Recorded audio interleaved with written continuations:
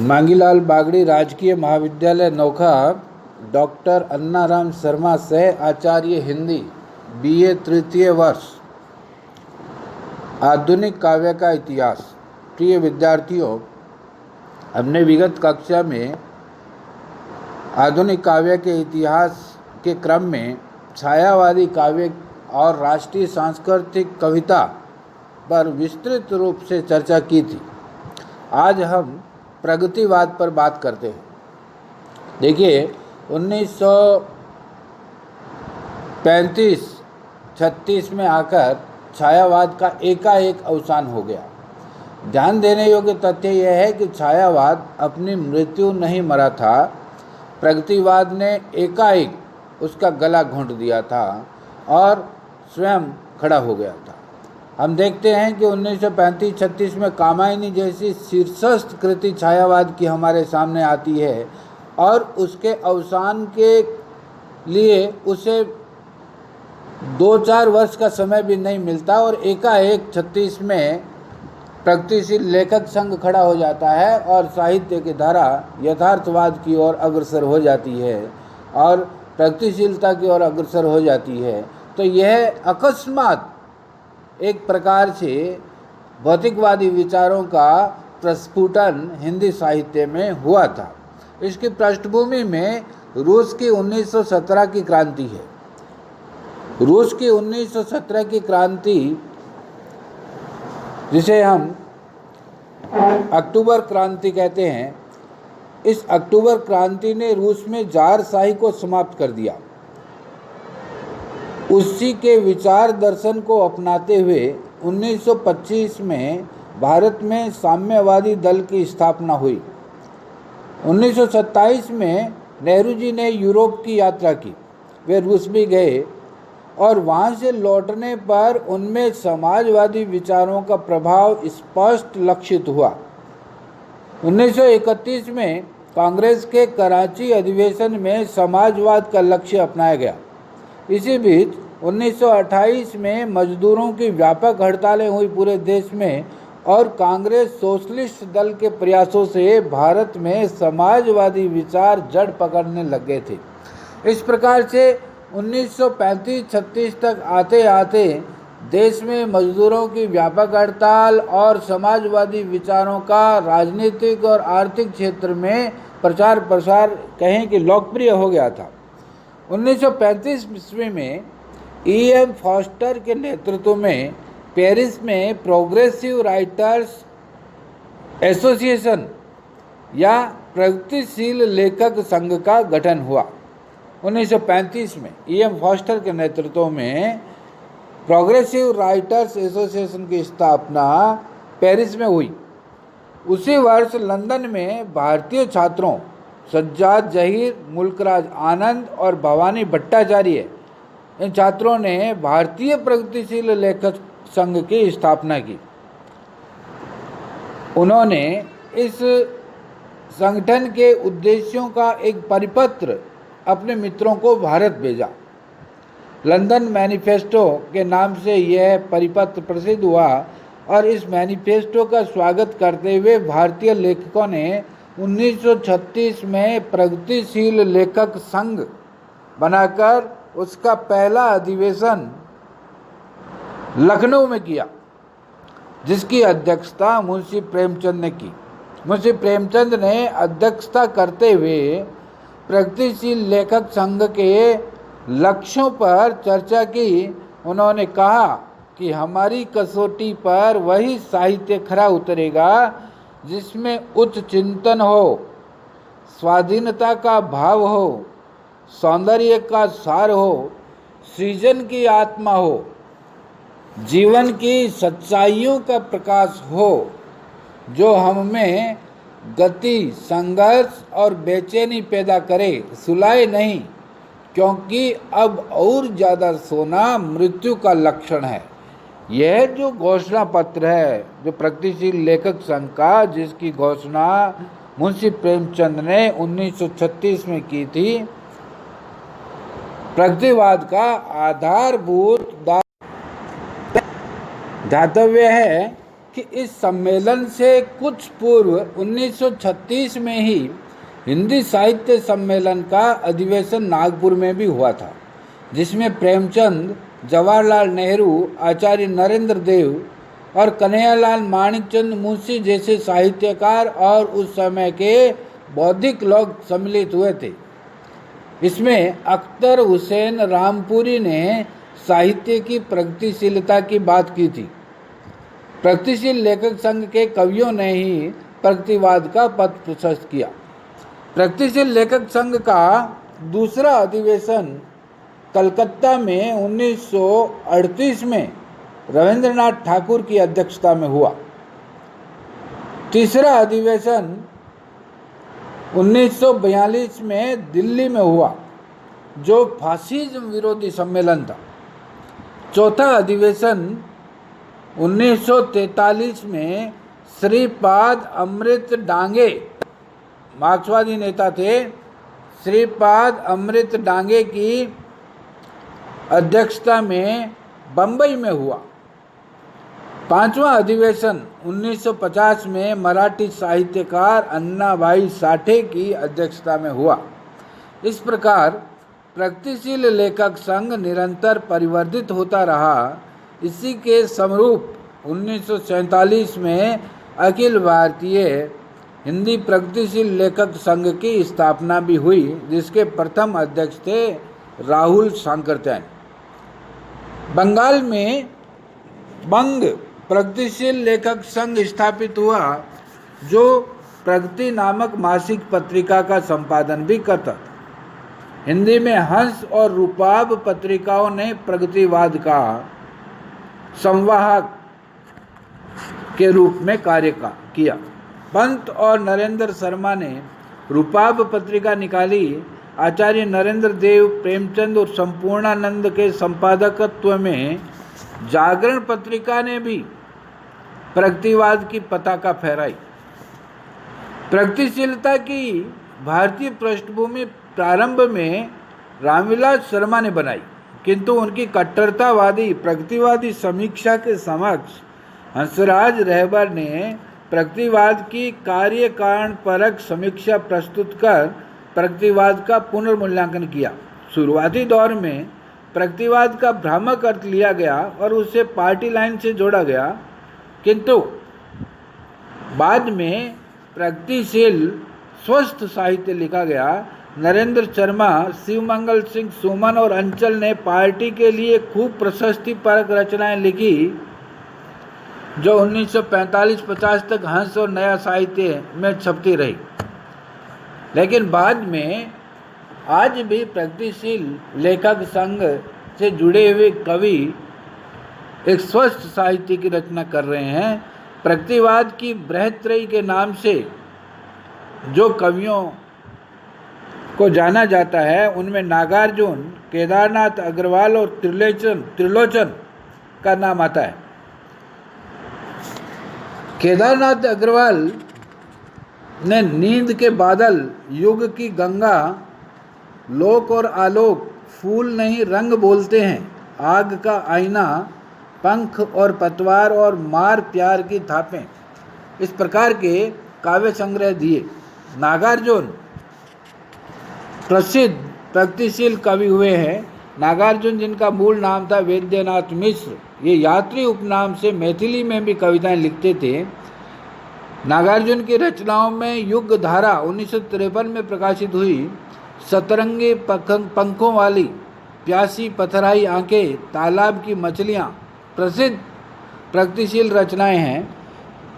उत्तर काल में उन्होंने तुमने कहा था, खिचड़ी विप्लव देखा हमने, हजार हजार बाहों वाली और प्रेत का बयान शीर्षक कविताएं और काव्य संग्रह लिखे।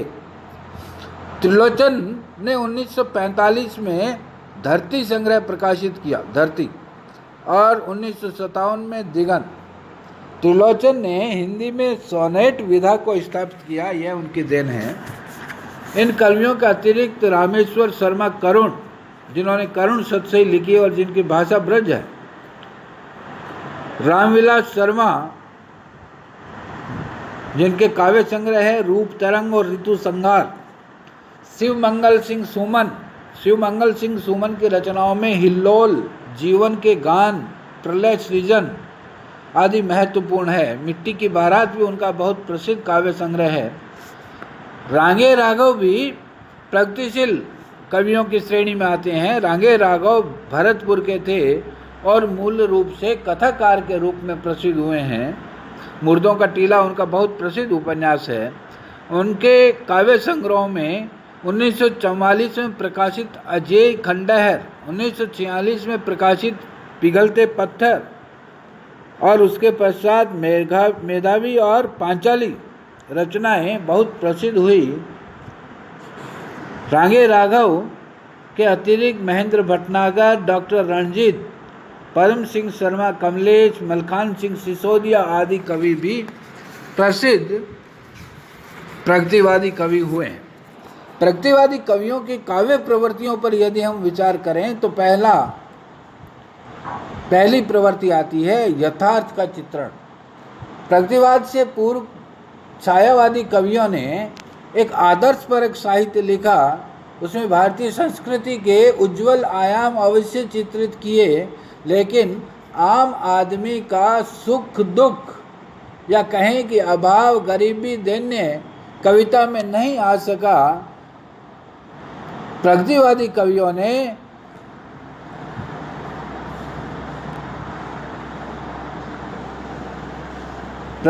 कवियों ने यथार्थपरक सामाजिक समस्याओं का, आर्थिक समस्याओं का, राजनीतिक समस्याओं का यथार्थपरक अंकन किया। इन कवियों ने आदर्श या भावलोक की ओर अपनी रुचि न्यूनतम रखी। दूसरी विशेषता है या प्रवृत्ति है वर्ग संघर्ष का चित्रण।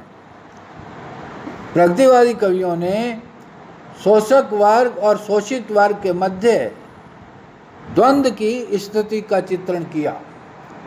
इनके काव्य के भीतर हमें मार्क्सवादी दर्शन का वर्ग संघर्ष का सिद्धांत साकार होता दिखाई पड़ता है। अमीरों और गरीबों के मध्य, अगड़ों और पिछड़ों के मध्य इस प्रकार के संघर्ष का चित्रण कर प्रगतिवादी कवि सदैव प्रगतिशील शक्तियों का साथ देने के लिए प्रतिबद्ध दृष्टिगत होते हैं। दोनों के मध्य तुलनात्मक दृष्टि से किस प्रकार से अंतर है, उस अंतर का अंकन इन्होंने किया। एक कवि ने लिखा, और यही परिवार खड़ा है, भूखे शिशु, अकुलाती माता, बच्चों से जिनको केवल पैदा कर देने का नाता। भूख और गरीबी का चित्रण। और इन कवियों ने मार्क्सवादी दर्शन से प्रेरित होकर भूख को सबसे बड़ा सत्य माना। उनके अनुसार शाश्वत सत्य भौतिक जीवन है और पंचभूत अर्थात धरती, आकाश, काल, अग्नि, वायु, इन पंचभूतों से ही सृष्टि की रचना हुई है और आध्यात्मिक सत्ताएं मन की छलना मात्र है। और इस पंचभूतों में यदि मनुष्य भूखा है, गरीब है, तो उसके लिए धार्मिक शक्तियों के द्वारा बनाए गए आडंबर ही प्रधान कारण है। इसलिए इन कवियों ने भूखों और गरीबों की दुर्दशा के चित्र प्रस्तुत कर उनके भीतर हिंसा और असंतोष के भाव जगाए। प्रगतिवादी कवि शोषितों और उपेक्षितों के प्रति सहानुभूति रखते हैं। ग्रामीण जीवन के चित्रण करते उन्होंने लिखा, यह भारत का ग्राम सभ्यता संस्कृति से निर्वासित झाड़ फूस के वीवर, यही क्या जीवन शिल्पी के घर। तो जीवन शिल्पी अर्थात किसान के उपेक्षित दीनहीन घरों और उनकी दयनीय स्थिति के अंकन के प्रति इन कवियों ने विशेष रूप से कलम चलाई। नारी के प्रति मानवीय दृष्टिकोण। छायावादी कवियों का नारी के प्रति दृष्टिकोण भावात्मक दृष्टिकोण था। प्रसाद ने लिखा था, नारी तुम केवल श्रद्धा हो, विश्वास रजत नग पगतल में, पीयूष स्रोत सी बहा करो जीवन के सुंदर समतल में। इसके बिल्कुल उल्टे प्रगतिवादी कवियों ने लिखा, योनि नहीं है रे नारी, वह भी मानवी प्रतिष्ठित, उसे पूर्ण स्वाधीन करो, वह रहे न नर पर अवसित। स्त्री को पुरुष की पराधीनता से मुक्त करने का लक्ष्य मानते हुए इन कवियों ने स्त्री के भीतर की संवेदनाओं का वास्तविक चित्रण किया, उसकी समस्याएं समाज के द्वारा उसके प्रति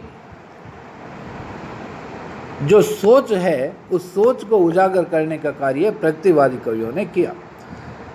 प्रगतिवाद में सौंदर्य के प्रति उपयोगितावादी दृष्टि मिलती है। इन कवियों ने नदी, नाले, पहाड़, समुद्र आदि सौंदर्य के अभिजात उपादानों पर दृष्टिपात न्यूनतम रूप में किया और अधिकतम प्रकृति उन्होंने गांवों की ग्रहण की। ग्रामीण जीवन में सरसों के खेत या पत्थर तोड़ती हुई स्त्री या पसीने में से नहाया हुआ किसान इनकी सहानुभूति का पात्र बना और इन कवियों ने सौंदर्य के प्रति एक अलग ही दृष्टि विकसित की, जिसको हम कह सकते हैं कुरूपता का सौंदर्य। कुरूपों में जो सौंदर्य है, जो अनगढ़ चीज़ों में जो सौंदर्य है, उस सौंदर्य का चित्रण इन प्रगतिशील कवियों ने की। सर्वहारा रक्तपूर्ण क्रांति, जहाँ छायावादी कवि मनुष्य के भीतरी भावों के परिवर्तन से समाज निर्माण की बात करते थे, वहीं प्रगतिवादी कवि समाज में अहिंसक संघर्ष या क्रांति के माध्यम से, रक्तपूर्ण क्रांति के माध्यम से सामाजिक परिवर्तन की बात करते और इसके लिए उन्होंने दोनों वर्गों में, शोषक और शोषितों में, पूंजीपतियों और मजदूरों में परस्पर संघर्ष की सृष्टि की है। धर्म और अध्यात्म का विरोध। प्रगतिवादी कवियों के अनुसार मनुष्य के शोषण के लिए धर्म और अध्यात्म जिम्मेदार है। उनके अनुसार आत्मा, स्वर्ग, नरक, मोक्ष आदि प्रत्यय मनुष्य द्वारा दूसरे मनुष्य के शोषण के लिए गढ़े हुए हैं, जिससे वे अफीम के रूप में इन प्रत्ययों को ग्रहण करके सोया रहे, अर्थात उसकी चेतना जागे नहीं। इसके लिए उन्होंने धर्म और पाखंडों का विरोध किया, अध्यात्म का विरोध किया। उन्होंने लिखा, जिसे तुम कहते हो भगवान, जो बरसाता जीवन में रोग शोक दुख देने अपार, उसे सुनाने चले पुकार। इस प्रकार से इन्होंने भगवान के प्रति एक विमुखता का भाव जगत में पैदा किया और भौतिक जगत को ही सत्य स्वीकार किया। प्रगतिवादी कवियों की भाषा भी सहज, सरल और अनलंकृत है। पंत ने लिखा था, वाणी मेरी चाहिए तुम्हें क्या अलंकार। उन्होंने कहा कि भाव महत्वपूर्ण है। अलंकार यदि काव्य में ऊपर से आरोपित किए जाते हैं तो वे भावों को दबाते हैं और कविता का सहज सौंदर्य नष्ट करते हैं। कविता सीधी सरल भाषा में प्रकट होनी चाहिए। अलंकारिक भाषा जन समूह से, जनता से दूर पड़ती है। इसलिए इन कवियों ने अलंकारों और रेशमी पिछल लाक्षणिकता से परहेज किया और तद्भव शब्दों को प्रधानता दी। तत्सम के स्थान पर तद्भव शब्दों को जनता के अधिक निकट पाया, इसलिए उसके उपयोग का, उनका उपयोग इन कवियों ने अधिक किया। इस प्रकार प्रगतिवादी काव्य धारा हिंदी साहित्य में एक विशेष प्रकार के दर्शन को लेकर आई थी और उस दर्शन का विकास आज भी भारतीय साहित्य में, हिंदी साहित्य में किसी न किसी रूप में हो रहा है। मुंशी प्रेमचंद ने इस प्रगतिशील लेखक संघ का जो ढांचा खड़ा किया, वह ढांचा आज भी कमोवेश उसी रूप में साहित्य में समादृत है।